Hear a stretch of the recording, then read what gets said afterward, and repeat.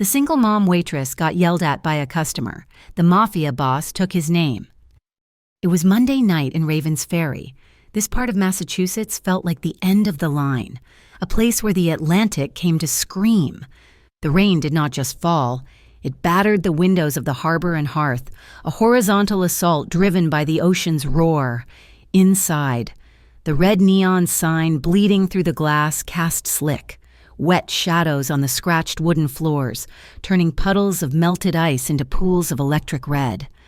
Joelle Park, 27 years old, felt the vibration of the sea through the thin soles of her cheap shoes. She balanced a heavy tray loaded with empty plates, the faded blue of her uniform smelling faintly of fried fish and old coffee. Her dark hair was pulled back so tightly it made her temples ache, but the humidity still managed to plaster loose strands to her forehead. Her eyes, tired and shadowed, kept finding the clock above the kitchen pass. 30 minutes left, 30 minutes until she could escape the light and the noise, walk the wet mile to her mother's apartment, and quietly check on her sleeping son. The noise found her first. Is this a joke? It's stone cold. Joelle turned, her posture defaulting to apology, a man in a rumpled blue shirt, his face flushed with cheap whiskey and entitlement, was halfway out of his booth. He was holding the ceramic dish of his chicken pot pie. "Sir, I'm so sorry about that. I can get that reheated for you, or—" He did not let her finish. "I'm not paying for this trash." He snatched the flimsy paper receipt from the table, crumpled it into a tight ball, and threw it. The small diner fell silent. The clatter of forks stopped. The thwack of the paper hitting Joelle's cheek was barely audible over the storm. But everyone saw it. They saw her flinch, a sharp, involuntary jerk of her head. They saw the paper ball fall to the floor by her feet. Joelle closed her eyes for 1 second. She pictured her 6-year-old son, safe at his grandmother's, probably drawing superheroes in his notebook for him. She kept her voice soft, betraying nothing of the acid rising in her throat. "I apologize. Sir, I will take that pie off your bill immediately." In the darkest corner booth, a man sat untouched by the diner's manufactured warmth. He wore a black raincoat, still damp from the storm, as if he were a piece of the night that had wandered inside and refused to melt. He had been perfectly still for an hour, nursing a single, bitter espresso, his presence a void in the room. His name was Angelo Trevisani, a name Raven's Ferry preferred to forget, a name spoken only in whispers about the docks and the unions. He had not looked up at the shouting. He only moved when the white receipt fluttered through the air. His eyes, dark as the harbor water at midnight, lifted from his cup. Slowly, Angelo Trevisani placed his small silver spoon on the saucer. The clink was delicate, precise, cutting through the sudden silence. He wiped his fingers on a linen napkin. Then, without a sound, he stood. He was not a large man, but the space around him seemed to empty, the air growing colder. He did not ask what the problem was. He did not look at Joelle. He walked past the angry customer, bent down with fluid grace, and picked the crumpled receipt off the floor. He smoothed it out on his palm. He looked at the customer's chest, where a plastic ID card hung from a cheap lanyard. Angelo read the name tag aloud, his voice not loud but deep, carrying over the hum of the kitchen vents and the howling wind. Harold M. Knox, Supervisor, Safety Inspections, Northbridge Foods. The diner held its breath. Harold Knox seemed to shrink slightly. Angelo looked at the man, truly looked at him, and said the name again. But this time it was not a question. It was a verdict. "Your name is Harold M. Knox." He folded the receipt neatly and put it in his own coat pocket. He turned to Joelle, who was frozen by the register, her hands locked together. From his inner pocket, he produced a small, impossibly heavy black card, blank save for a 10-digit number. He pressed it into her hand. Her skin was clammy. The card was warm. "If anyone else speaks loudly to you," Angelo said, his voice dropping to a near whisper meant only for her, "tell them to speak to me." The man, Knox, sputtered. his liquid courage returning. "Hey, you cannot just—" "I'll have her job for this. I'll have this place shut down by morning. I'm a safety supervisor." Angelo Trevisani did not turn back. He merely gave a slight, affirmative nod toward the entrance. A shadow detached itself from the doorway. Gray, Angelo's driver, a man built like a lighthouse piling, stepped inside. He had not been there a second before. "Sir," Gray said to Knox, the politeness in his voice as sharp and cold as a filleting knife. "The air outside seems more suited to your temperament. Allow me." Gray did not grab him. He simply placed a hand the size of a dinner plate on the man's shoulder and guided him, firmly and irrevocably, out into the storm. Joelle stood, silent, the black card digging into her palm. Her cheeks stung where the paper had hit, a dull, humiliating heat. She was shaking, but not from fear. It was shame, deep and sudden. She realized, with a chill that had nothing to do with the weather, that the man in the raincoat had not defended her. He had not argued. He had not raised his voice. He had taken the man's name. As if summoned by the void, Gray left. The front door flew open with a crash, hurled aside by a gust of sea wind. Rain and salt spray blasted the entryway, scattering napkins. Angelo Trevisani walked back to his booth, the storm sealing the door behind him. He sat, picked up his espresso, and took a sip. He looked at Joelle, his gaze cutting through the diner's smoky air. He spoke very quietly. "Can you stand it anymore?" It was the first real question anyone had asked her all night. Joelle shook her head, dropping her gaze to the wet floor. She could not look at him. She did not know that she had just stepped into the orbit of a man who operated by his own laws. She did not know that this stranger, Angelo Trevisani, owed her a debt from 4 years prior, a debt he had just decided to repay. The clock hand finally clicked past 2 a.m. The last of the late-night drinkers had been pushed back out into the storm, and the busboy was lazily mopping the red-streaked floor. Joelle hung her apron on the hook in the back hall, the cheap polyester feeling damp and heavy. The adrenaline from the encounter with Knox had faded, leaving behind the familiar, bone-deep exhaustion of a double shift. All she wanted was to go home. But the night was not finished with her. Taped to the swinging kitchen door, laminated against the humidity, was a bright yellow notice. It looked official, severe. Joelle's heart sank before she even read the words. Notice of violation. Northbridge Foods Compliance Division. Her eyes scanned the bureaucratic language: improper temperature holdings, cross-contamination risks, grease trap inefficiencies. It was a list of every minor infraction that inspectors usually let slide with a warning. This was not a warning. This was an execution. At the bottom, in the space for the issuing inspector, a signature was scrawled in aggressive blue ink, Harold M. Knox. He did not even wait. A voice rasped behind her. Mrs. Dallow, the diner's owner, stood with her arms crossed, her face a mask of weary defeat. He must have filed it from his car the second that giant tossed him out. "He cannot do this," Joelle whispered, but the paper in her hand said he could.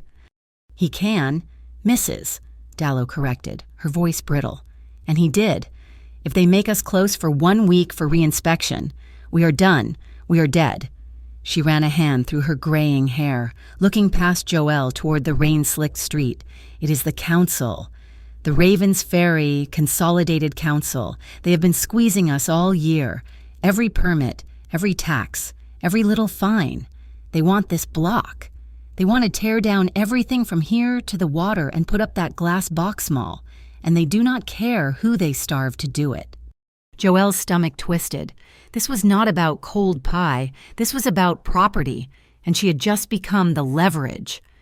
She said goodnight, pulling her thin jacket tight.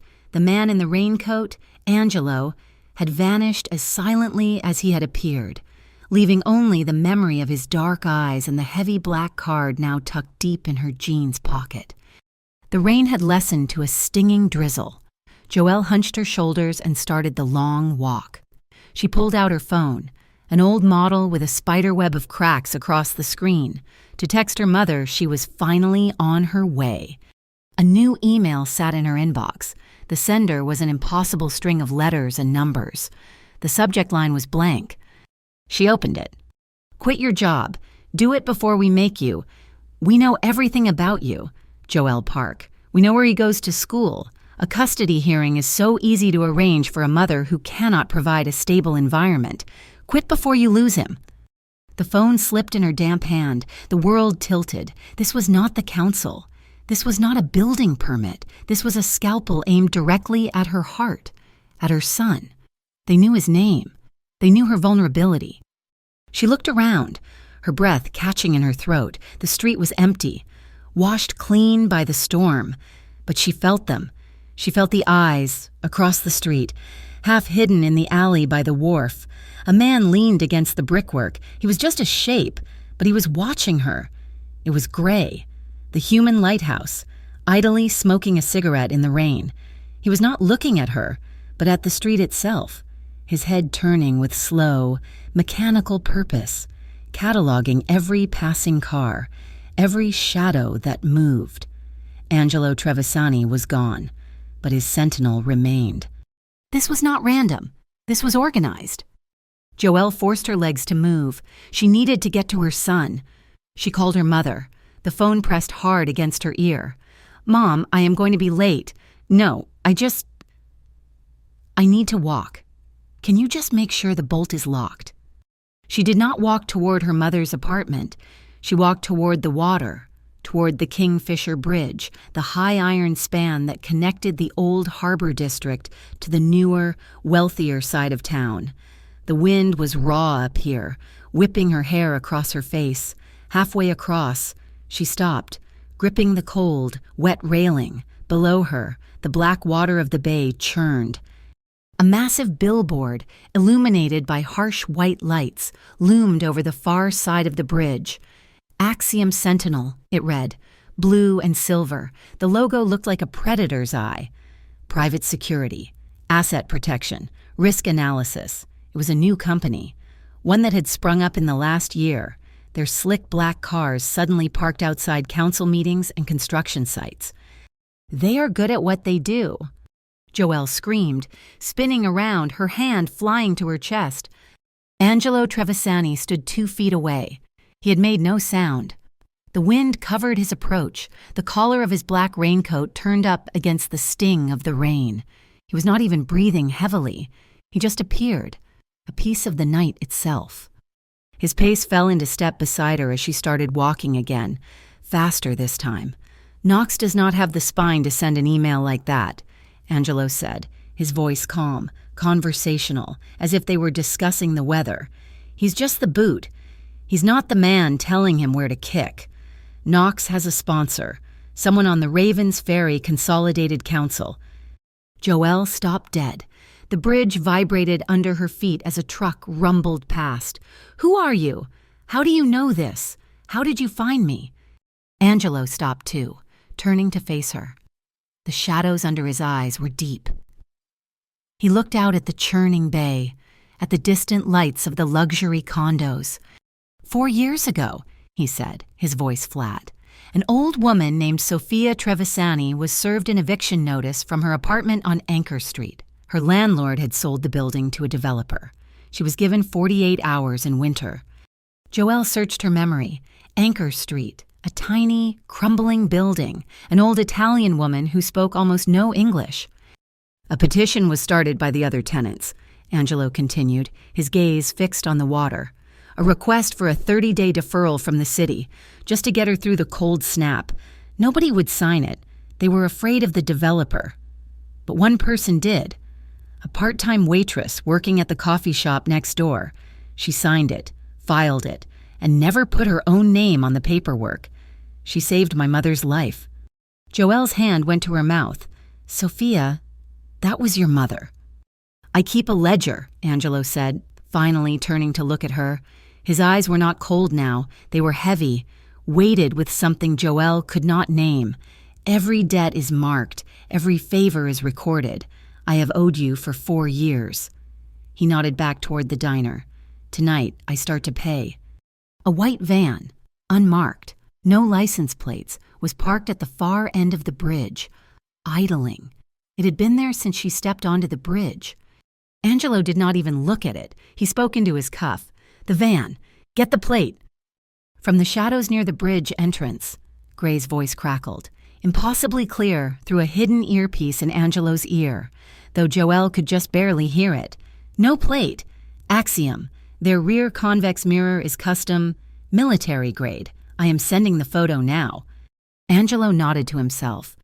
He looked back at Joelle, who was shivering, the anonymous email burning a hole in her mind. "The man in the diner, Knox," Angelo said. "The violation, the email you just received about your son, they are all connected. This is not an argument, it is a machine." Joelle finally understood. The yelling in the diner was not the attack. It was just the first turn of the screw.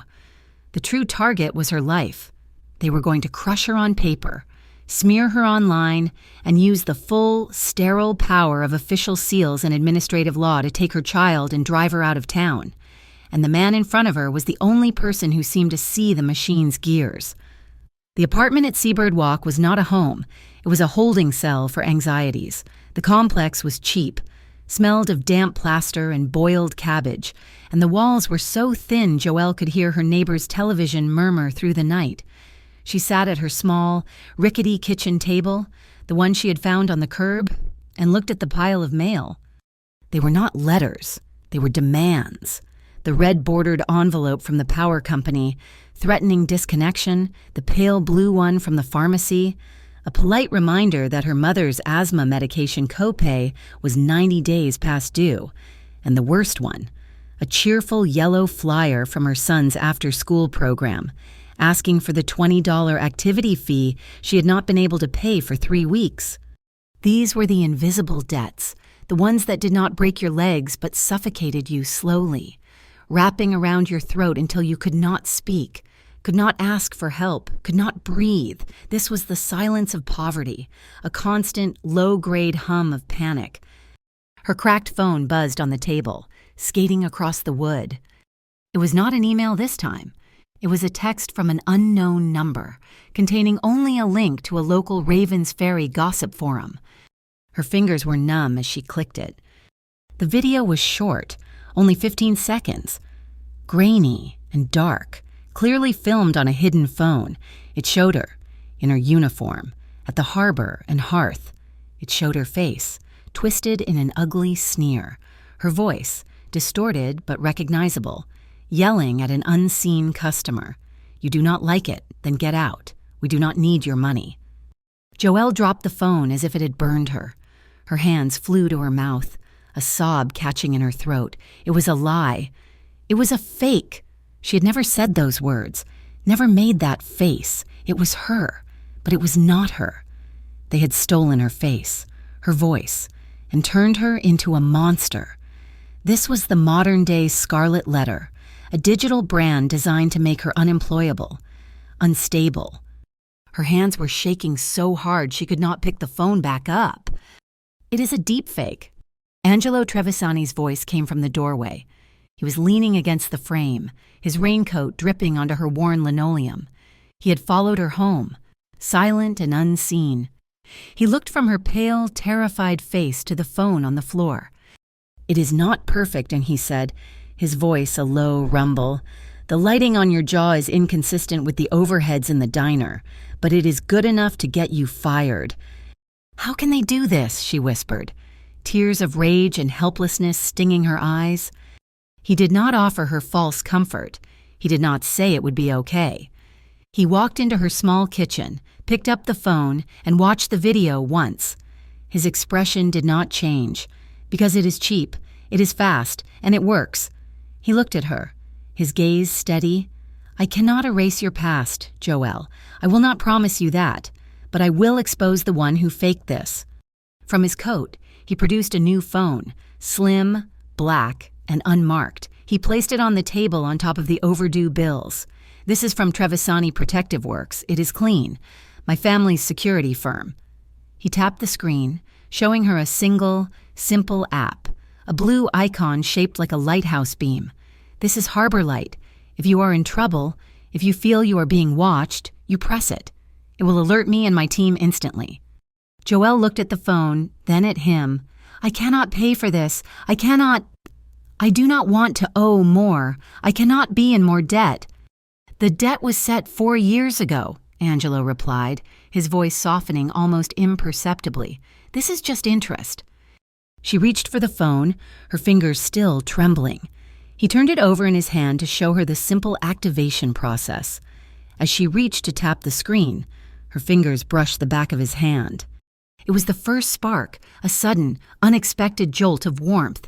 His skin was dry and hot, and beneath it, she felt the steady, powerful, slow beat of his pulse. It was the calmest thing she had felt all night. Her eyes snapped to his. He had felt it too. A flicker of something unguarded passed through his dark gaze, a moment of genuine surprise, a question. Just as quickly, they both pulled back, a disciplined, mutual retreat. They were two people accustomed to guarding their own space, and the accidental intimacy was a shock to them both. Angelo cleared his throat, stepping back toward the door, putting distance between them. His phone vibrated with a soft buzz. He looked at it, his face hardening. "Gray," he said, speaking to his phone. Gray's voice replied, "All business." "The target, Harold Knox, just arrived at the Whitethorn Club. It is his brother's den. Councilman Everett Knox. They are meeting with 2 men. The car matches the description of the Axiom Sentinel vehicle from the bridge." Angelo's lips thinned into a hard, white line. He looked at the deep-fake video, still looping on Joelle's old phone. He looked at her unpaid bills. He looked at her, standing small and shaking in her tiny kitchen. "They are not just trying to get you fired," he said, the pieces clicking into place. "This is bigger. They are making an example of you. They want every other small business owner on that waterfront to see this, to see you broken, see you lose your job, your reputation, your son, so that when the council comes to them with a lowball offer for their property, they will be too terrified to say no." Joelle listened, the cold dread in her stomach turning into a slow, burning anger. They thought she was weak. They thought she was disposable. They thought she was just a tired waitress they could sweep away like crumbs. She picked up the new black phone Angelo had given her. Her hand was steady now. She took a deep breath, the first one that did not feel like it was cut short by panic. "Then let's make me the opposite example," Joelle said, her voice quiet but clear. "Let's make me the one who survives." A small, dangerous smile touched the corner of Angelo Trevisani's mouth. He nodded, impressed. He put his own phone to his ear, his back to her, looking out her small, rain-streaked window at the dark city. "Mei Lin," he said, "pull your team. I have a new project. Priority 1, I am sending you a file. I need a full trace on a deep fake. De-anonymize the source. Find the server. And then, I want you to find every financial transaction connecting Everett Knox, Axiom Sentinel, and the Bright Harbor Development Fund." He paused. It is time to detox the information. Angelo Trevisani did not believe in brute force. He believed in leverage. Violence was messy, unpredictable, and left witnesses. Money, however, was clean, silent, and left a precise, digital trail. He would not send men with bats to break Harold Knox's legs. He would dismantle the entire system that paid Harold Knox's salary. His target was the Bright Harbor Fund. On paper, it was a civic charity run by Councilman Everett Knox, dedicated to revitalizing the waterfront. In reality, it was a washing machine.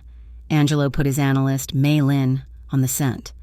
From a secure server farm hidden in the basement of a Trevisani-owned logistics warehouse, Mei Lin began to build what she called the Lighthouse Grid Map. It was not a map of streets, but of influence. She started with the fund's public donations and cross-referenced them with city council meeting schedules. The pattern emerged within hours. A generous donation from a shell corporation would land in the Bright Harbor account. 48 hours later, the council would approve a new zoning variance. 72 hours after that, Axiom Sentinel would receive a substantial check for consulting services from the same shell corporation. The money moved in a clean, elegant triangle, from developer to charity to security firm, all under the blessing of the city. May's map lit up, connecting Everett Knox's meetings to Harold Knox's predatory inspections of small, difficult businesses that refused to sell. Joelle was just the latest dot on this map. "They used a digital weapon on you," Angelo told Joelle, his voice quiet in her small apartment. "We will respond with a digital truth." I cannot," she stammered, the memory of the deep fake making her sick. "They will twist it."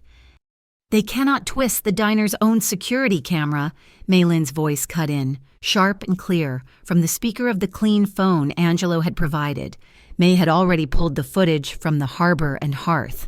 "It has no audio, but it has a timestamp. It shows Knox throwing the receipt. It shows you flinching. It shows you standing your ground. It shows him being escorted out." They worked for an hour. Joelle, sitting at her kitchen table, recorded a simple statement on the new phone. May edited it, laying Joelle's calm, factual voice over the silent security footage. The video was short, only 60 seconds. It was not an attack, it was a correction. Joelle's voice was steady as she described being yelled at, as she described the inspection notice that followed, as she stated, simply, "This was not about cold pie. This was about my job." She never mentioned Angelo. She never mentioned the council. She just laid the truth bare. May uploaded it to the same local forums the deep fake had poisoned. The response was immediate doubt, then anger, then support, her honor. The first thing they had tried to strip from her was being cleansed. While the digital fight raged, Angelo launched his soft counter move. The next morning, a pale, nervous lawyer arrived at the Harbor and Hearth. He presented a cashier's check to Mrs. Dallow, enough to cover all the fines from Knox's inspection and the diner's outstanding utility bills for 3 months. The check was drawn from a newly created entity, the Ravens Ferry Cooks Community Fund. Mrs. Dallow, stunned, looked at the check, then at Joelle, who was wiping down the counter. Her face pale but set. The immediate threat of closure evaporated. The leverage was gone. Now for the hard trap. Gray, dressed in a $900 suit that looked offensively new, sat in a high-end hotel bar. He was playing the part of a morally flexible investor from Boston. Across from him sat an Axiom Sentinel vice president. Gray's cufflinks were tiny, functional microphones. "My partners and I are concerned," Gray rumbled, swirling his untouched scotch. "About the public perception of a potential competitor for a city contract. He's too clean, too man of the people. We need him to be less." The Axiom VP smiled, a thin, predatory expression. "Public perception is malleable. We offer a full suite of reputation management solutions." "I am not talking about press releases," Gray said, leaning in. "I'm talking about something more. Creative. Like that waitress video that is making the rounds. The first one, the good one." The VP's smile widened. "Ah, a deep fake. That is a premium service. It requires subtlety, plausible deniability. We can craft a narrative. We would need source material, of course. But yes, for the right price, your competitor can be made to say anything." The entire conversation, the explicit offer to commit fraud, was recorded, encrypted, and sent directly to Maylin's server. Angelo listened to the playback, his face grim. He had one rule, a line he never crossed, inherited from his mother. You do not touch their families. You do not touch their children. He looked at the file May had built on Everett Knox. They aimed at Joelle's son. They broke the rule first. He turned to May. They do not deserve the same restraint. We touch the power structure. We cut the money. We break the machine. The final piece was Joelle herself. They will not stop with videos, May told her over the comms.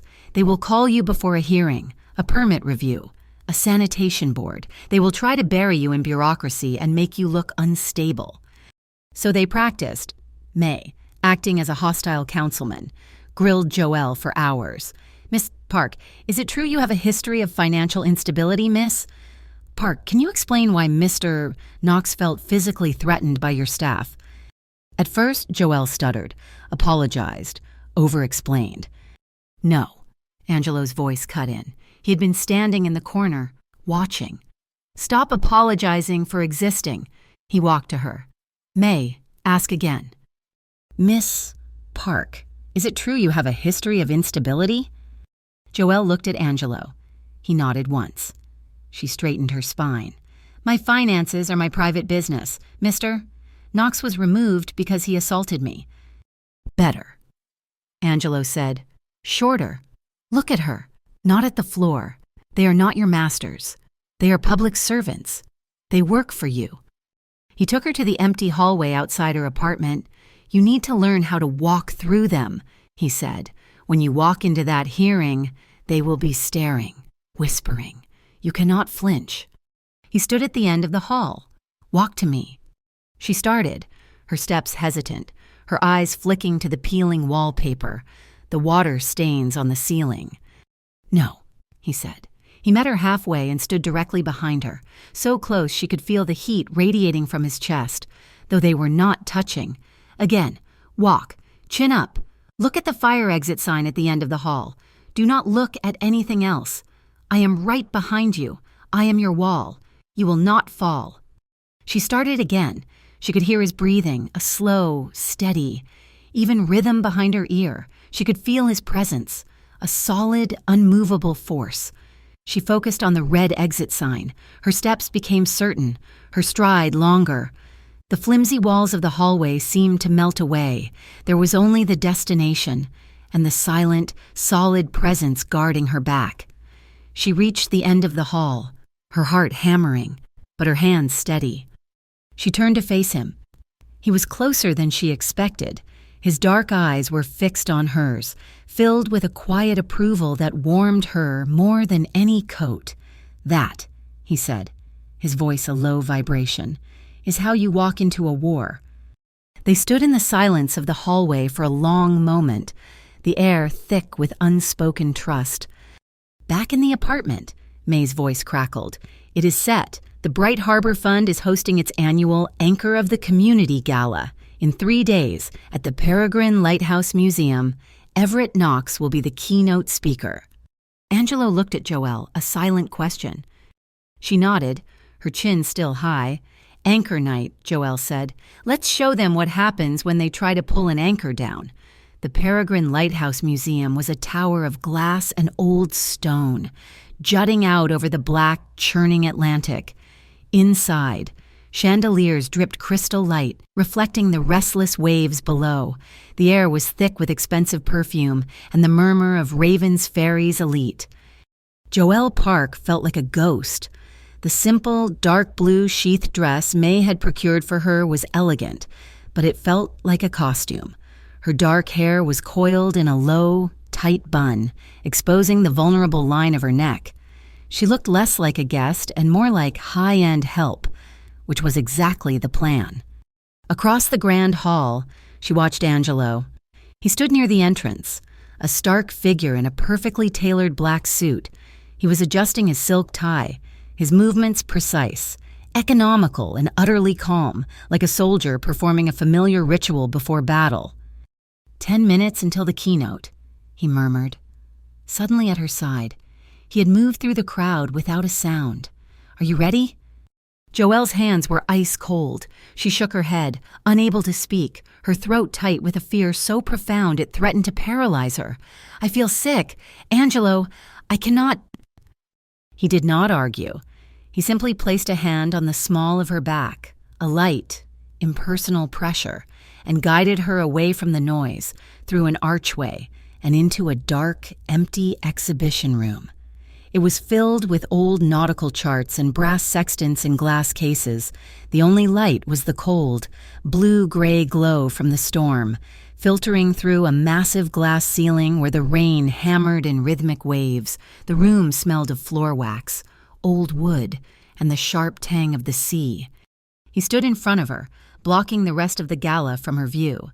"They will see your fear," he said softly. I cannot hide it." "Do not hide it," he replied, his voice a low rumble. "Just do not let it steer you."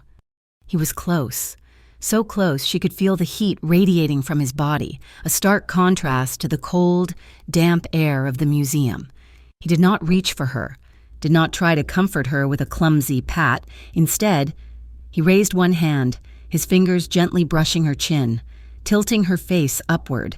His touch was a question, not a command. His dark eyes searched hers, asking for a permission he had not yet earned but deeply desired. Joelle did not pull away. Her breath hitched. She leaned into his touch, a movement so small it was barely perceptible, but it was all the answer he needed. The kiss was slow. It was not the desperate, frantic collision she might have expected, but something more deliberate, more profound. It was a confirmation. His lips were firm and warm, tasting faintly of the salt that hung in the air. Her terror, the high-pitched ringing in her ears, began to dissolve. His other hand came to rest on her back, fingers splayed wide, a steady, guiding pressure. He was not pulling her closer. He was simply supporting her, holding her steady in the center of the storm.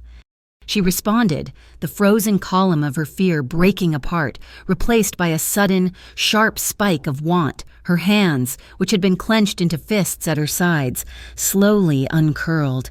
She raised them, placing her palms flat against the starched white of his shirt. Beneath the fabric, she felt the solid wall of his chest and the strong, sure, thump of his heartbeat.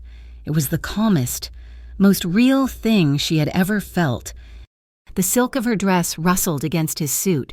The rain hammered the glass roof above them, a violent, privacy-inducing percussion that sealed them in the small, dark room.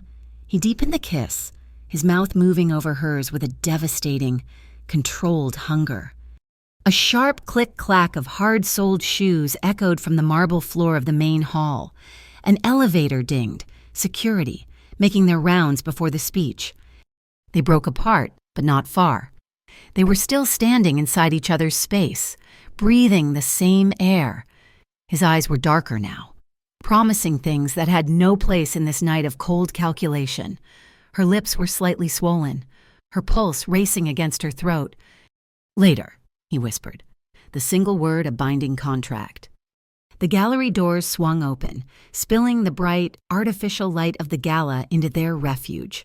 Angelo was already turned, a polite guest admiring a chart, and Joelle was smoothing her dress. Her composure clicked back into place. The main hall was packed. Everett Knox, silver-haired and radiating confidence, took the stage to booming applause. "Welcome, friends, welcome to the Bright Harbor Fund, the anchor of our community." In the maintenance scaffolding high above, Gray, dressed in a black technician's jumpsuit, clamped a small black box onto the main amplifier. In a utility closet 3 floors down, Mei Lin sat cross-legged on the floor, a laptop glowing in her lap. "He's raising his glass," she whispered into her comms. "It is time for the echo." Everett raised his champagne flute, a toast to a cleaner, safer, more prosperous Raven's Ferry. As the crowd drank, a distorted voice suddenly blasted through the speakers, loud enough to rattle the crystal. "A deep fake. That is a premium service. For the right price, your competitor can be made to say anything." It was the recording of the Axiom Sentinel vice president. The crowd murmured, confused. Everett froze, his smile twitching. Slight technical difficulties, folks. A little feedback from the storm." "Now, the trap," Angelo murmured, watching from the back wall. Everett tried to recover, moving briskly to the awards, and now to honor a true civic hero, a man who works tirelessly to ensure the safety of our food. "My brother, Harold M. Knox." Harold, looking stunned but pleased, walked onto the stage. As he accepted the glass plaque, the massive projection screen behind him, meant to show a slideshow of smiling children on the waterfront, flickered. An image snapped into focus, a high-resolution scan of the harbor and Hearth's yellow violation notice, signed by Harold. A second later, a bank statement appeared beside it, showing a $5,000 donation to the Bright Harbor Fund from a Northbridge Foods holding company, dated the very next day. "Shut it down," Everett roared into the mic. "Shut it down now." The screen went black, the chandeliers died, the entire museum plunged into absolute darkness, punctuated by a few high-pitched screams.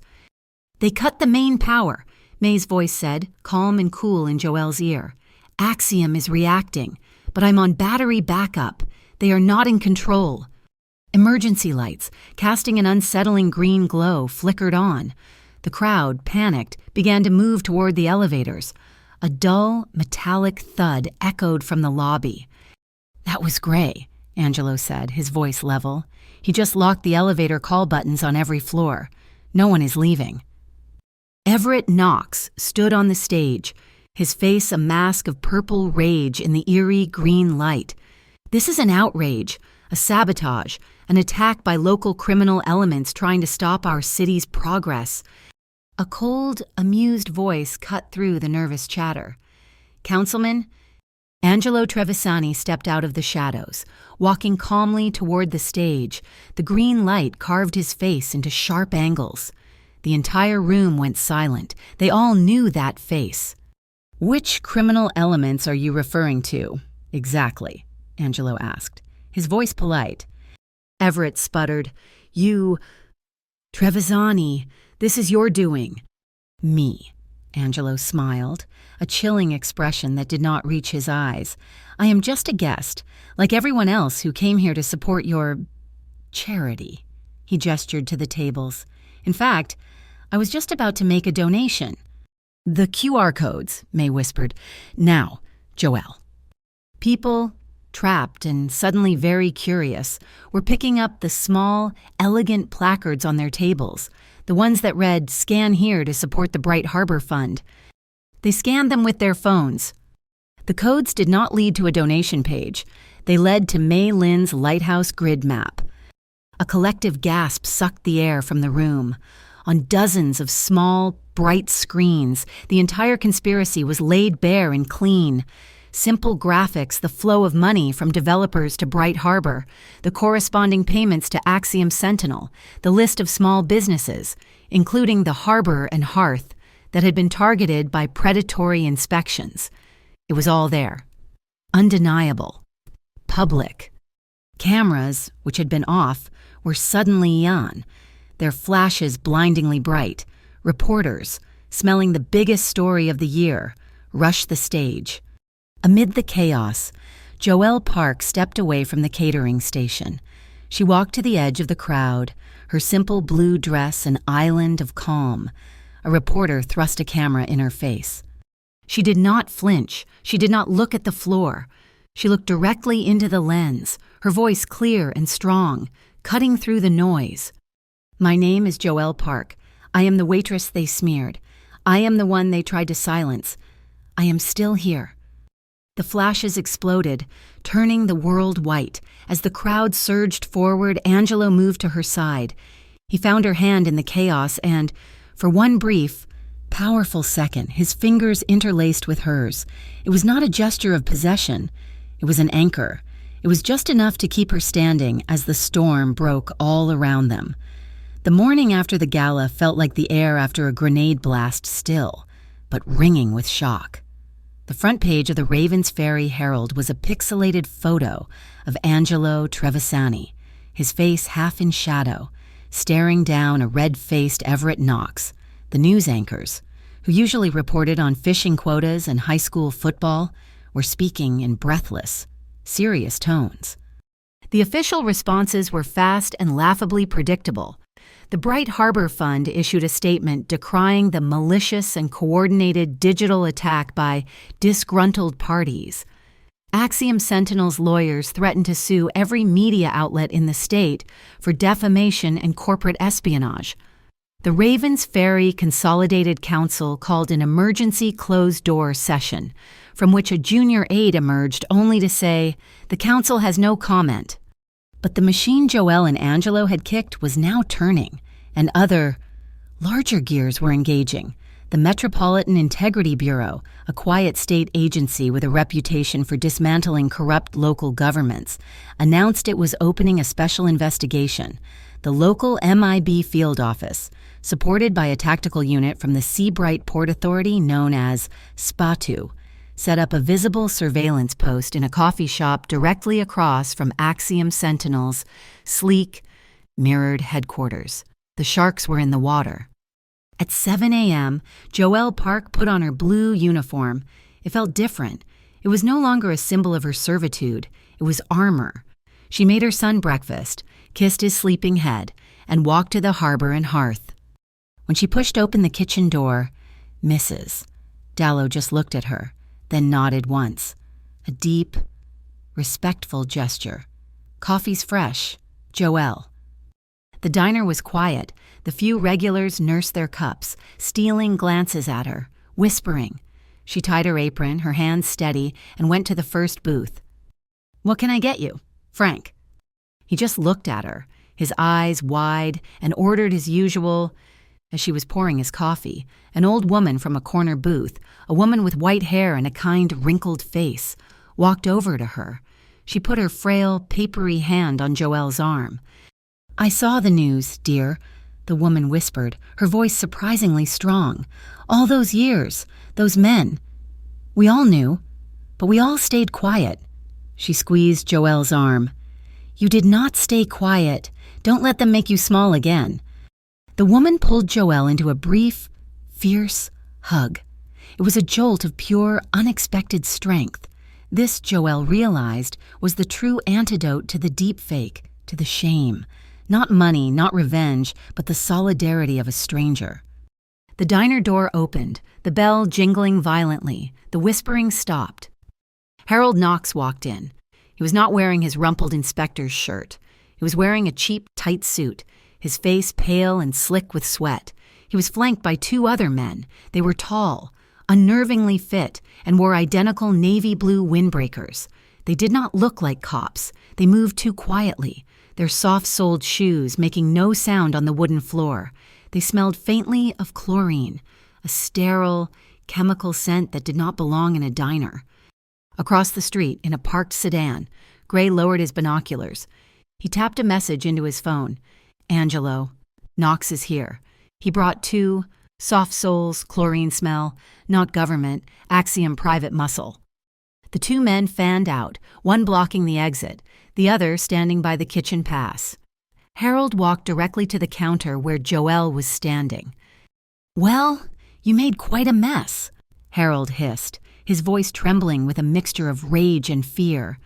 Joelle just looked at him, her heart hammering, but her spine rigid. She remembered Angelo's voice. "They work for you." "I need a cup of coffee, Harold, or you need to leave," she said. He slammed a folded piece of paper onto the counter. "You think you are smart. You think you won. You just ruined yourself." He pushed the paper toward her. "This is a voluntary resignation form. Sign it and the harassment charges against my brother go away. Sign it and Axiom might drop your name from their lawsuit." The doorbell jingled again, softly this time. Angelo Trevisani entered. He did not look at Knox. He did not look at the 2 men. He walked to the far end of the counter, sat on a stool, and picked up a menu, the picture of a casual customer. But his eyes, cold and dark, were on Harold. Joelle looked at the paper. Then she looked at Harold Knox, her gaze steady. She gave the speech she and May had practiced. "I will not be signing that. If you continue to harass me at my place of work, you can speak directly to my lawyer." She paused, letting the words land. "He is at Trevisani Protective Works." The name hit Harold like a physical blow. His face went from pale to ghostly white. He had connected the waitress to the man on the news, but he had not realized the connection was formal, legal. He had walked into the lion's den. "You," he sputtered, losing his script. "You little—" In his rage, he reached across the counter and grabbed her wrist. "You will sign it." Angelo was off the stool before Harold's grip had even tightened. He did not run. He simply arrived, moving with that unnerving, fluid speed. He did not touch Harold. He did not raise his voice. He stood a half step behind Harold's shoulder, his presence a sudden, chilling drop in the room's temperature. "Your name," Angelo said, his voice a low, deep vibration, "has already been taken. Harold, be very careful how you touch other people." Harold froze, his hand still on Joel's wrist. He recognized the voice from the gala, the voice that had dismantled his brother. The diner door crashed open. This time, it was not muscle. It was 4 Spatu officers in dark tactical gear, followed by 2 MIB agents in suits. "Harold Knox," the lead agent barked. "Stay where you are." The 2 Axiom men tensed, but they were hopelessly outmatched. As the officers cuffed Harold, the second MIB agent spoke to Joelle. "Ma'am, were these 2 men with him?" "Yes," Joelle said, rubbing her wrist. "They came in with him. Said they were inspectors." The agent nodded. "We know. Maylin at Trevisani sent us the coordinates and a description. They have been on our radar." He turned to the 2 men, who were now pale. "Gentlemen, you have the right to remain silent." As the Spatu officers searched them, one called out, "Sir, we got devices, data skimmers, in their briefcases. Looks like they were planning to hit the diner's register." They were not there to intimidate her. They were there to plant evidence, to frame her for credit card fraud. Harold, his face a mask of utter defeat, was led out in handcuffs. The diner was silent. Joelle let out a breath she felt like she had been holding for a week. Her clean phone, the one from Angelo, pinged in her apron pocket, a single text message from an unknown, encrypted number. "The gala was cute. The wind will turn at high tide." She showed it to Angelo. He read it, his face unreadable. He pulled out his own phone, tapped the screen, and brought up a local chart. "The tides," he said, his voice grim. "What?" Joelle asked. "The tides," he repeated, showing her the screen. "There is a spring tide on Friday, the highest of the month." He zoomed in on the city's calendar. "Friday night, the Festival of Lights on the Bay. The entire city will be on the water, watching the fireworks. They are choosing their battlefield, and this time, they are picking one with a crowd." Friday night fell on Raven's Ferry with a sense of forced celebration. The Festival of Lights on the Bay was the city's attempt to paint over its gritty realities with spectacle. The harbor was thick with small boats, families huddled on decks, releasing thousands of paper lanterns that floated like scattered, glowing souls on the high tide. Music blared from speakers mounted on poles, and the air smelled of popcorn, diesel fumes, and the sharp, cold promise of salt water. Joelle stood on the main pier, her son's small, sticky hand lost in hers. Her mother was beside her, bundled in a scarf, her breathing shallow but steady. For a moment, Joelle allowed herself to be just a mother, watching her son's eyes light up at the chaos of the boats, but her peace was a thin veneer. She could feel the others. Gray was 30 feet away, masquerading as an oversized tourist, buying a comically large pretzel. 2 other Trevisani operatives, a man and a woman dressed as dockhands, flanked the pier entrances. They were a silent, invisible perimeter. Angelo was nowhere to be seen, which, she was learning, meant he was everywhere.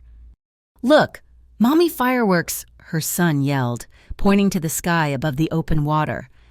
A single, screaming rocket ascended, then another, but they did not explode in color. They exploded in light, a harsh, focused, white light. "That's not fireworks," Joelle's mother murmured. Axiom's attack was clever. High above the harbor, a swarm of pocket-sized drones, so small they were invisible against the dark sky. Activated, they moved into a tight, perfect grid, their high-intensity beams projecting a moving image onto a fine mist of water sprayed from a barge. They had turned the bay into a movie screen. And on that screen, Joelle's face appeared, 30 feet high. It was the deep fake, but it was new. This time, the audio was crystal clear, her own voice synthesized to perfection. She was shown smiling, her hand out as a blurred, shadowy figure clearly meant to be. Angelo placed thick wads of cash into her hand. "Just tell me who to target next," the fake Joelle said, her voice dripping with greed. The music on the pier died. The crowd went silent.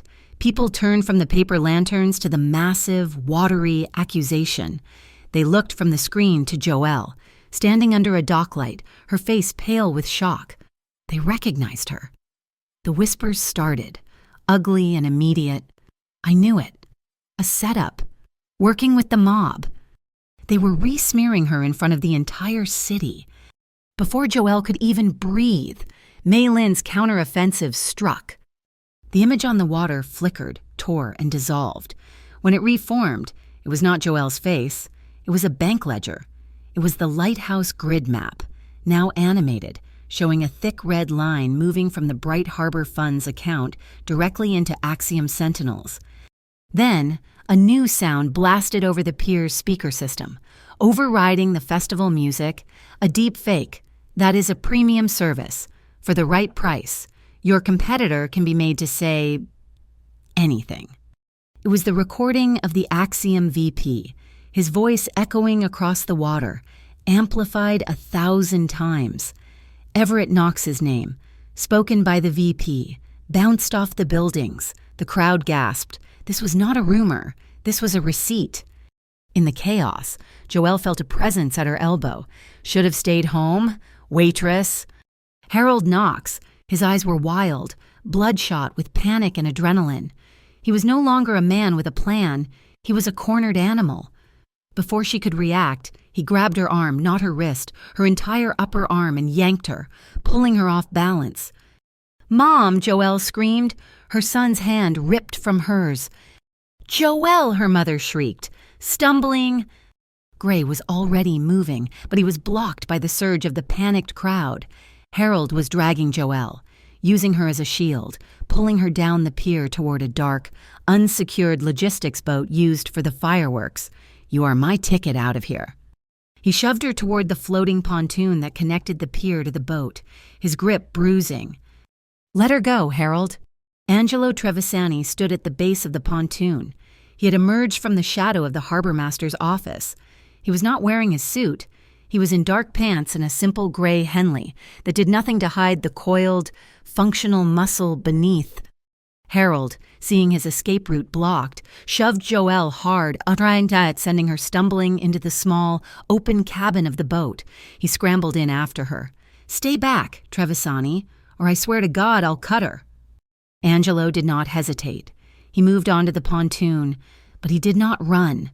It was a movement Joelle had never seen, a transfer of weight that was more like a dancer's than a brawler's.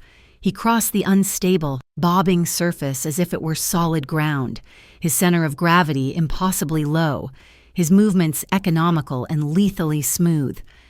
He landed on the deck without a sound. Joelle was pressed against the boat's control panel. The cabin was tiny, smelling of diesel and old rope. Harold stood between her and the door, his hand fumbling in his pocket. He pulled out a box cutter, the cheap silver kind, and clicked the blade out. "I am not afraid of you!" Harold screamed, his voice cracking. He lunged, not at Angelo, but at Joelle. Angelo moved. He did not block the lunge. He entered it, stepping inside the arc of the blade in one fluid motion. His left hand clamped down on Harold's wrist, his thumb driving into the nerve cluster, forcing the hand open. The box cutter clattered to the floor simultaneously. His right hand secured the back of Harold's neck. He used Harold's own forward momentum to pivot, spinning him around and slamming him face first onto the deck. Angelo's knee pressed firmly between his shoulder blades, pinning him. The entire action took less than 2 seconds. It was precise, brutal, and silent. Harold lay gasping like a landed fish. Angelo leaned down, his voice a cold, quiet hiss in the man's ear. "I do not need to kill you, Harold, to make you disappear." Joelle was hyperventilating, her back pressed against the wall, her hands shaking so hard she could barely stand. Sirens were wailing now, getting closer.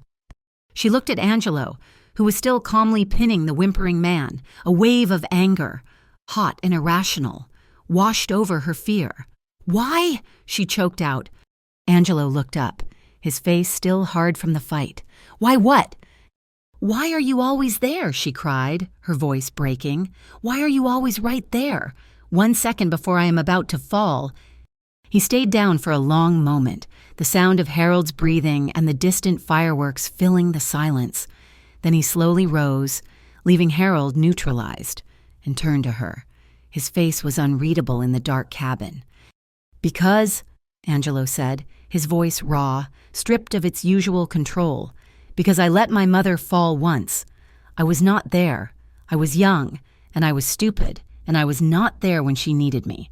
I learned, that day, that the most important thing you can be is the person standing behind someone else at exactly the right time." He was not a savior. He was a sentinel. The truth of it, the simple, painful honesty of his confession, shattered her anger. The sirens were loud now, the blue and red lights of the Spatu boats flashing across the water, illuminating the cabin in strobing bursts. Joelle stepped toward him.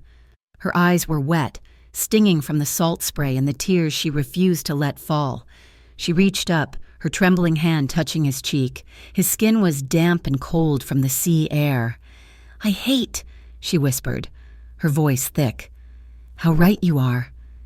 He closed his eyes at her touch. His own hands came up, not to hold her, but to gently cup her elbows, as if anchoring himself. The space between them evaporated. He lowered his head, and she met him halfway. The kiss was desperate, tasting of salt, adrenaline, and something like relief. It was not gentle. It was a collision, a confirmation that they were both still standing, still breathing. His lips were firm, bruising, and she responded with equal force, her fingers tangling in the hair at the nape of his neck. He pressed her back against the cabin wall, his body a solid shield, his forehead resting against hers. They just breathed, short, sharp, shared breaths in the darkness. Spatu hands in the air. The shout was right outside. Angelo pulled back, his eyes dark, his breathing still ragged. He took her hand, squeezed it once, and then they stepped out into the blinding white flashlights, their hands raised. Spatu officers swarmed the boat, hauling Harold to his feet, cuffed and sobbing. An MIB agent nodded at Angelo. "Trevisani, we got the warrant. Everett Knox's house is being raided as we speak." As if on cue, the festival's grand finale began.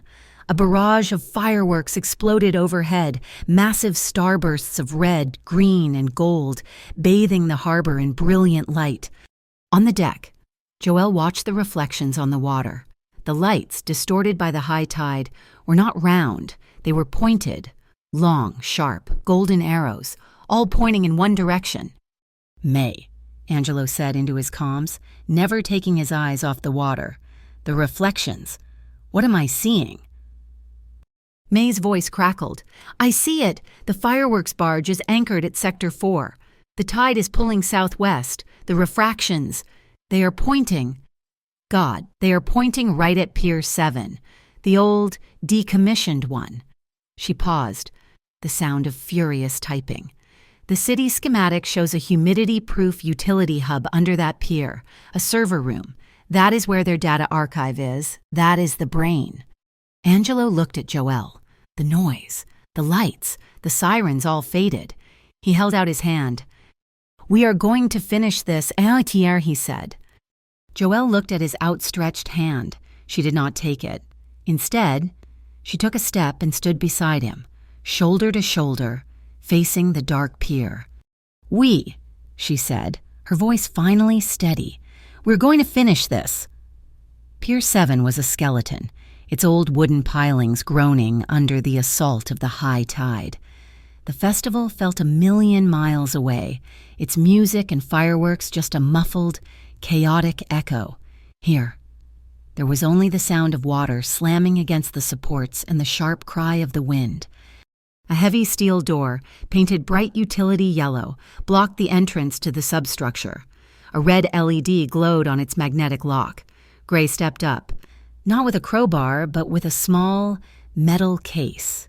He opened it, revealing a device that looked like a high-end voltmeter.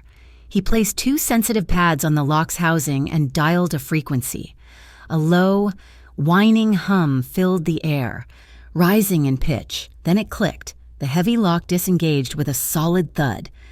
"We are not them," Angelo said, his voice low as he pulled the heavy door open. He was drawing the line they used: precision, not destruction.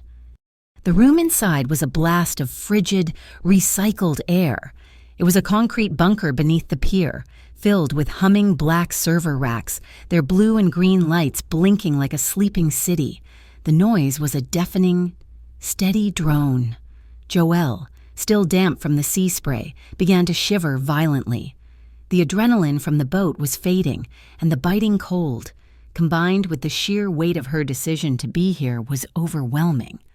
Angelo saw her tremble. Without a word, he stripped off his own heavy wool coat and draped it over her shoulders. The coat was impossibly warm, heavy with his scent soap, cold air, and something metallic. It enveloped her, a solid, tangible piece of his protection. She clutched it shut, but her hands were shaking, blue at the knuckles. He stepped in front of her, taking both her icy hands in his. He did not pat them. He began to rub them briskly between his own, his palms calloused and radiating a fierce heat. The friction was grounding, a simple human gesture that brought tears to her eyes. "You are almost through this," he said, his dark eyes holding hers. It was an intimate, practical act, a quiet promise of support. "I am in." Malin's voice crackled in both their earpieces, sharp and clear over the server hum. "Axiom is smart. They are running a honeypot. Angelo, the main terminal is against the far wall. Joelle, you will see 5 physical ports. You must plug the beacon key into port 3. I repeat, only port 3. 1 and 2 are data traps. They will wipe the key and trigger a full system lockdown. You have 1 chance." Angelo moved, placing his back to the room, watching the steel doorway. He was a wall, his entire focus outward, trusting her completely with the task. Joelle walked to the terminal. The air was thick with the smell of ozone. She pulled the beacon key, a modified USB drive, from her pocket. She looked at the 5 identical ports. 1, 2, 3. She took a breath and slid the key home. The screen in front of her lit up, not with a standard interface, but with a command line prompt. May's voice was in her ear. "They are firewalled. I cannot get past it from here. You have to type. Find the primary directory. I need access to the invoices." Joelle looked at the blinking cursor. This was not a mouse. This was a language she did not know. But the keyboard she knew. For 8 years, 12 hours a day, her life had been a keyboard. The register at the harbor and hearth, tapping in orders, splitting checks, calculating tips at a speed that blurred her fingers. Her hands moved. She was not typing words. She was playing notes. Her fingers flew, a percussive blur on the keys, navigating directories, running search queries, her muscle memory from 1,000 double shifts translating into a digital assault. Angelo watched the doorway, but he was listening to the sound behind him. The rhythmic, impossibly fast clack, clack, clack of the keys was the sound of her fighting back. In the quiet between commands, as a file list loaded, Joelle's voice was a ragged whisper, almost lost in the server noise. "Angelo, if this is over tonight, if we walk out of here, I am letting myself want you." He did not turn. He kept his eyes on the dark hallway, but she saw his shoulders tense, saw his head tilt just slightly, as if listening to a distant sound. A rare, almost invisible smile touched the corner of his mouth. "I can wait," he whispered back. "Got it," May yelled. "I am in." The screen flashed as May ripped the data. Files appeared, fake_maintenance_invoices, PDF, reputation solutions, contract, Axiom, docs, troll_farm_payroll_Q3.xls. It was the whole machine, the nuts and bolts of the conspiracy. The beacon key's light pulsed, signaling it was transmitting the secured data packet directly to the MIB servers. "We have it all," Joelle breathed, sagging against the terminal. "Intrusion detected, intrusion detected," a synthesized voice blared from the ceiling. A red light began to flash, sweeping the room. "They are here," Angelo said, his voice dropping. The steel door flew open, slamming against the concrete wall. Everett Knox stood there, his silver hair wild, his face purple with rage. He was not in cuffs, he was free, and he was flanked by 2 private security agents in black body armor. "Lock it down," Everett screamed. Gray appeared in the doorway behind them, a silent, massive shadow. He did not go for the armed men. He grabbed Everett, spinning him around and slamming him against the wall in the hallway. "You are not invited," Gray growled. The 2 guards, reacting instantly, turned back toward Gray. It was the opening Angelo needed. "Joel, the beacon.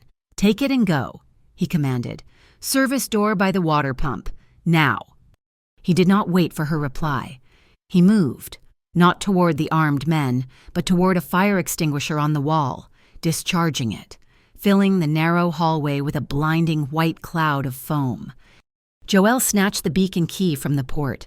She saw the small, rusted service door near the floor, ran to it, and threw her shoulder against the release bar. It opened onto black, churning water. A small rubber dinghy, the one Angelo must have staged, was tied to a rung ladder. She scrambled down, her hands raw, clutching the key, and tumbled into the boat. In the server room, Angelo faced Everett, who was now pinned by Gray in the foam-filled corridor. The guards were disoriented. "It is over, Knox," Angelo said, his voice calm in the chaos. "You are done." "You think this stops with me?" Everett spat, his voice hysterical. "You think I am the one at the top. You are a dead man, Trevisani. You and her." He laughed, a high, thin sound. "Silas Penn will erase you. He will wipe you from the city's memory." The name hung in the air, heavier and colder than the sea. Silas Penn, a name no one spoke. The invisible owner of half the waterfront, the true puppet master. The sound of heavy boots on the pier above, then on the metal stairs, a full Spatu team, alerted by the data burst, flooded the hallway, their weapons raised. "Mibe down on the ground down." Everett's face crumpled. It was truly over. Joelle sat in the dinghy, the waves slapping against the hull, the red alarm light from the server room painting her in flashes of crimson. The beacon was warm in her hand. It was done. She had the proof. She was safe. A sob, sharp and painful, tore from her throat. It was not a cry of fear, but of profound, agonizing relief. The tension of the last week, the fear for her son, the shame, the anger, it all broke at once. A heavy weight landed in the boat, rocking it violently. Angelo. He was there, his coat still on her shoulders. He untied the rope with a single pull and let the tide take them. He sat in front of her, so close their knees touched.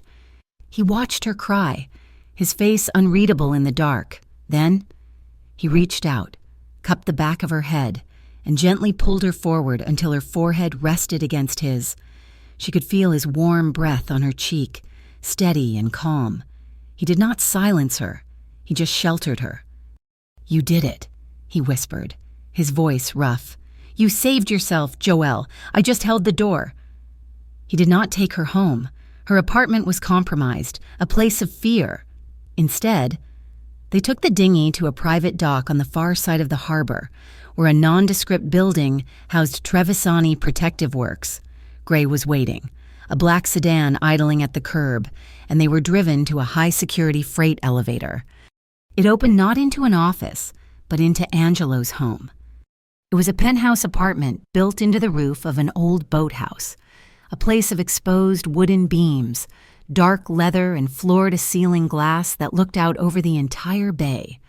The storm was still raging, and the room felt like the command bridge of a ship plunging through a heavy sea. The only sounds were the wind and the rain, and soon, the quiet hiss of an espresso machine. The air smelled of wet wood, old books, and fresh coffee. He handed her a thick towel and a steaming mug. "The shower is through there. There are clean clothes in the guest closet. Nothing will fit, but they are warm." She just stood there, clutching his coat, his scent, around her. The adrenaline had drained away, leaving her hollow and vibrating. I keep thinking, she whispered, her voice hoarse, that I am going to wake up, that none of this is real.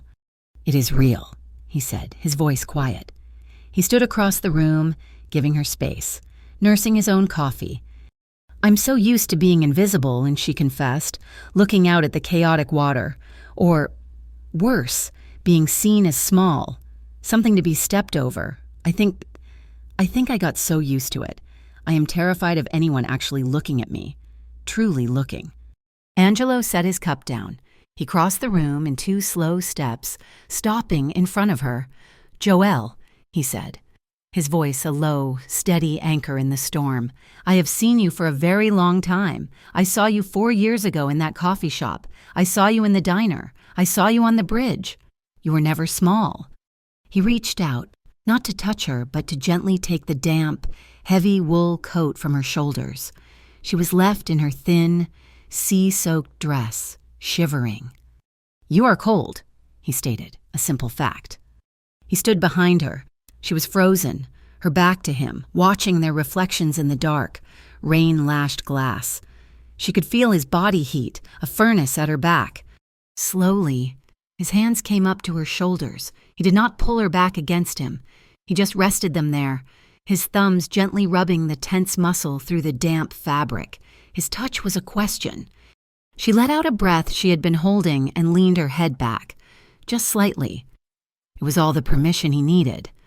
His fingers moved from her shoulders to the nape of her neck, finding the small, metal zipper on her dress. He paused, his fingertips brushing her skin. Another question, his eyes on hers in the reflection. She gave a small, almost imperceptible nod. He drew the zipper down, his touch impossibly slow, impossibly gentle. He stopped at the small of her back, just above her waist, and waited. His breath was warm on her ear. His hands moved from her back to her waist, not to pull her in, but to steady her, to hold her.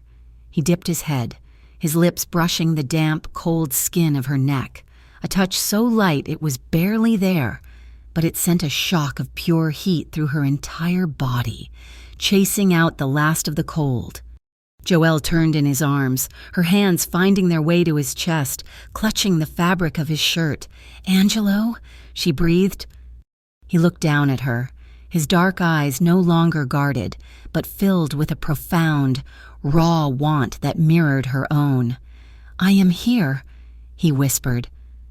He lowered his mouth to hers, and this time there was no desperation, no fear. It was a slow, deliberate exploration. It was the kiss from the museum, finally finished. It was a kiss of profound recognition.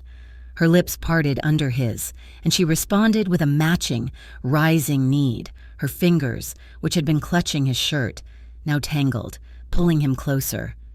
One of his hands slid from her waist, up her back, his fingers tracing the line of her spine, while the other cupped her jaw, tilting her head. The kiss deepened, their breaths becoming short and uneven, their heartbeats hammering against each other. He broke the kiss, resting his forehead against hers, both of them breathing hard, a half-full coffee mug, forgotten on a side table, rattled in its saucer as the wind shook the building. A small, shaky laugh escaped Joelle's throat, and he smiled, a true, unguarded smile that lit his face. He guided her backward, moving them away from the cold glass toward the dark leather sofa in front of the empty fireplace. They sank onto the cushions, their arms still wrapped around each other, their mouths finding each other again. The air was thick with the scent of rain and the promise of a shared warmth. The curtains stirred in the draft from the window, and the scene faded, leaving them to the privacy of the storm. Later, they sat on the sofa, wrapped in a thick blanket, the empty coffee cups on the floor. The storm had quieted, and the silence between them was new, comfortable. "You should know," he said, his voice rough, as he stared into the dark fireplace. "For 5 years, this company has been legal. Protective works, security, analysis. Before that..." He paused. "Before my mother got sick. I did not always draw lines. I ran the other side of the family business. The gray work, the work that operates in shadows. I am not that man anymore. But he is a part of who I am. He was not asking for forgiveness. He was just stating a fact. Joelle processed this. She thought of the men in suits, the casual violence of Harold Knox, the cold, corporate threat of Axiom. I do not care about the man you were, she said, pulling the blanket tighter. I care about the man who is sitting here, but I have one condition. No more deciding for me. No more standing for me. She turned to look at him, her eyes clear and strong. If I am in danger, you stand with me. You tell me the truth, and we walk into it together.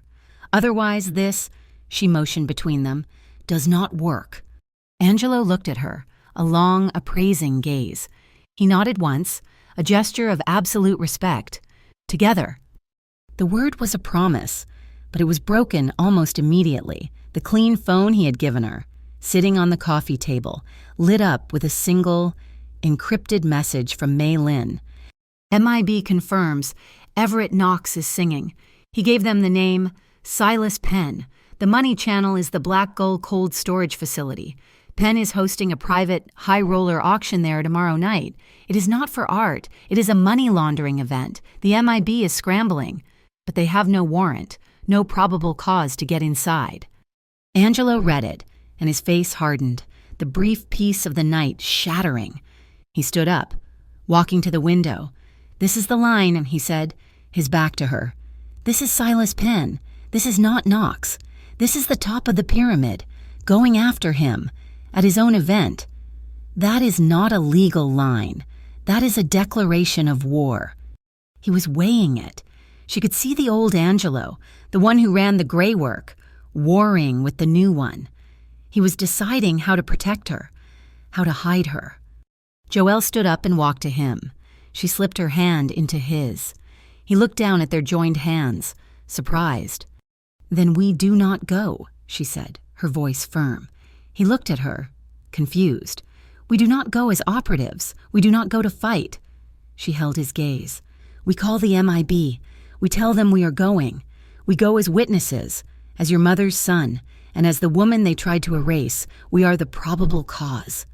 Angelo's eyes widened. Then a slow, dangerous smile spread across his face. He nodded. The final move would not be with guns. It would be with their very presence. The structure would be dismantled not with bullets, but with truth. A normal morning, she whispered, a small promise. Tomorrow, after this, I make the coffee. You make the eggs. A normal morning, he agreed, squeezing her hand, but beyond the glass, the shadow of Silas Penn and the Black Gull Cold Storage Facility loomed over the entire, sleeping city. The Black Gull Cold Storage Facility was not a warehouse. It was a cathedral of concrete and frost.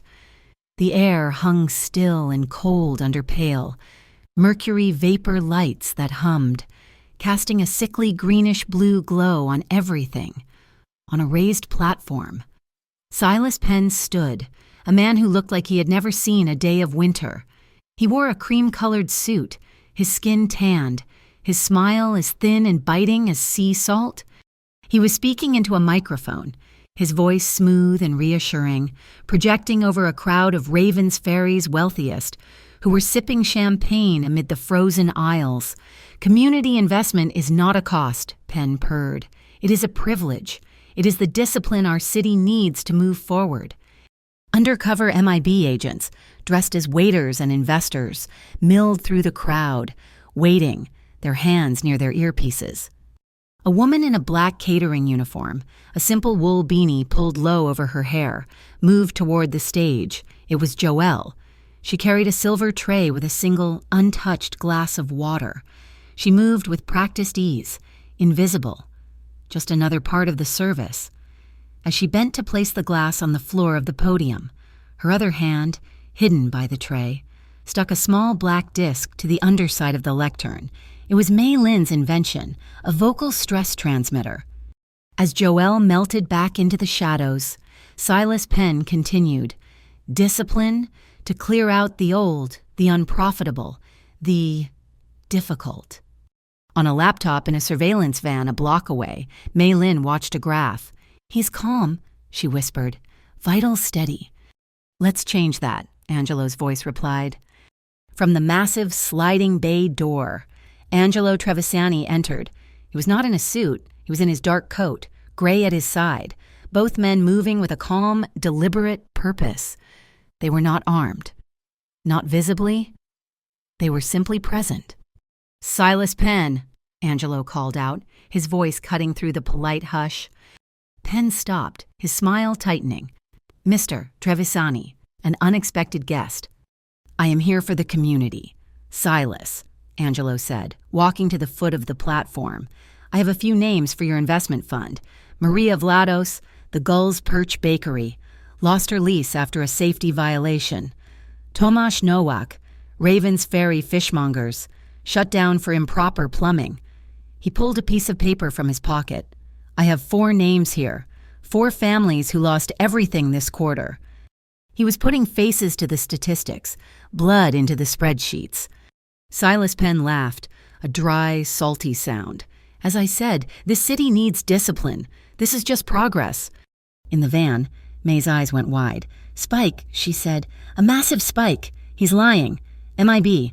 You are green to move. Now. On cue, the massive 60-foot wall of the cold storage facility, which Penn was using as a projection screen, lit up. The MIB had taken control. The contracts appeared Bright Harbor to Axiom Sentinel, Axiom to Penn Holdings, the money, moving in a perfect, undeniable circle. And then, May's Lighthouse grid map, connecting every targeted business, every corrupt councilman, to Penn's central account.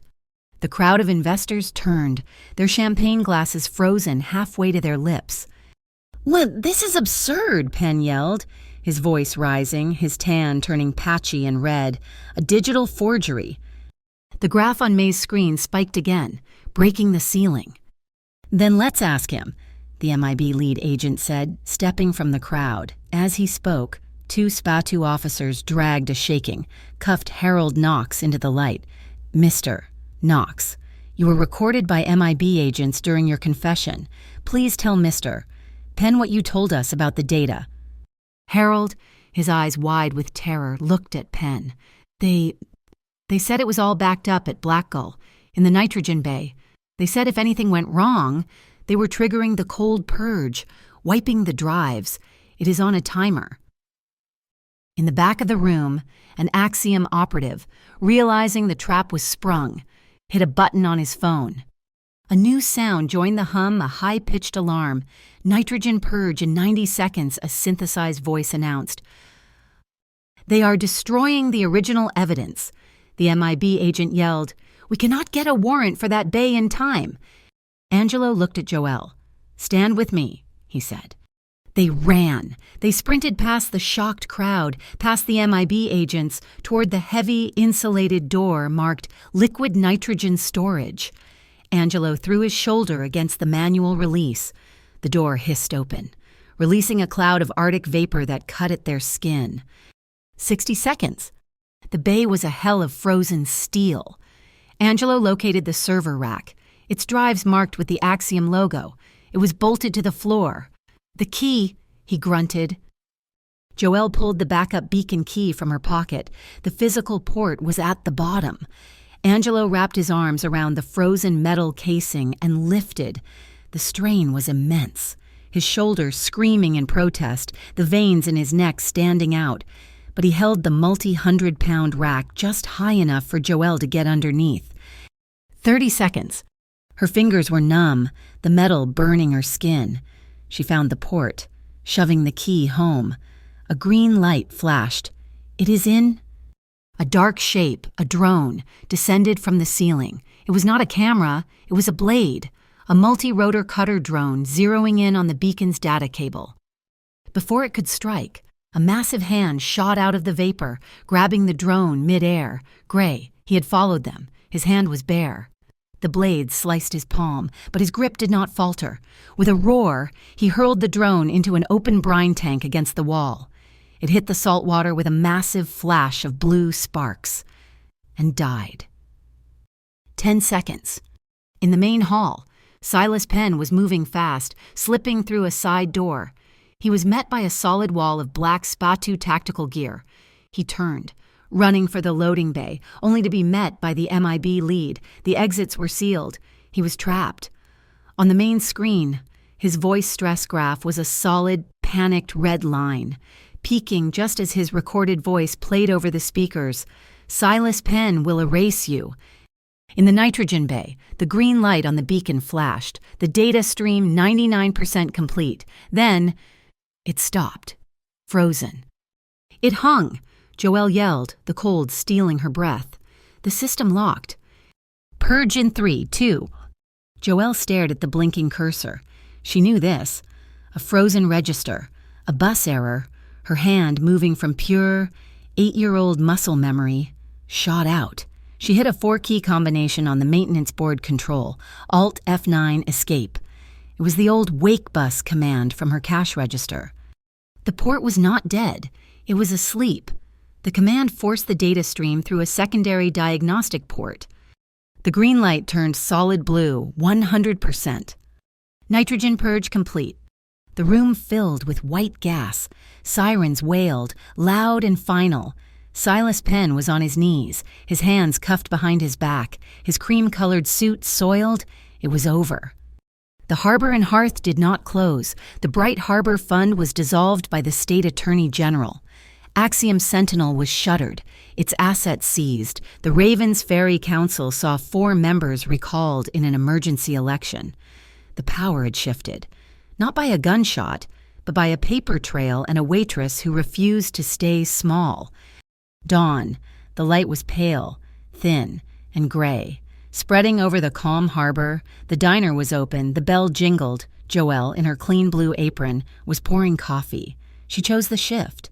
She liked the sound of the spoons, the hiss of the coffee machine. It was real. Angelo Trevisani walked in. He did not take the corner booth. He sat at the counter, in the light, a man with nothing to hide. Joelle placed a cup in front of him. Then, a handwritten guest check. It read, "Guest Angelo Trevisani. 1 coffee, 1 slice apple pie. Total on the house."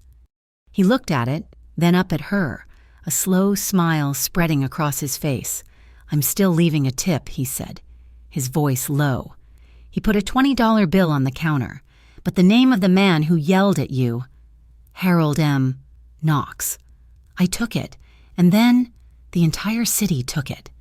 She smiled, the morning light catching the moisture on her eyelashes. He leaned in, and she met him halfway.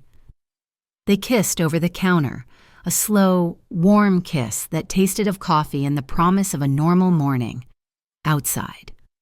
Raven's Ferry was loud, but inside the small diner, the future smelled like hot apple pie. On the front door, a new sign, small and hand-painted, hung below the diner's name. It read, "No bullying tolerated. Your name will be taken." Joelle went to wipe the front glass, pausing to touch the new letters, a private smile on her face. Angelo came to stand behind her, not shielding her from the world, but just there. A wall for her to lean on, if and when she chose, a silent, shared, supportive presence. Thank you so much for listening to this story. We would love to know where you are listening from, so please drop a comment below to connect with us and share your thoughts. Please subscribe to our channel, Mafia Boss Stories, and like this video. You can also show your support by hitting the hype button, so this story in this video can be heard by many more people.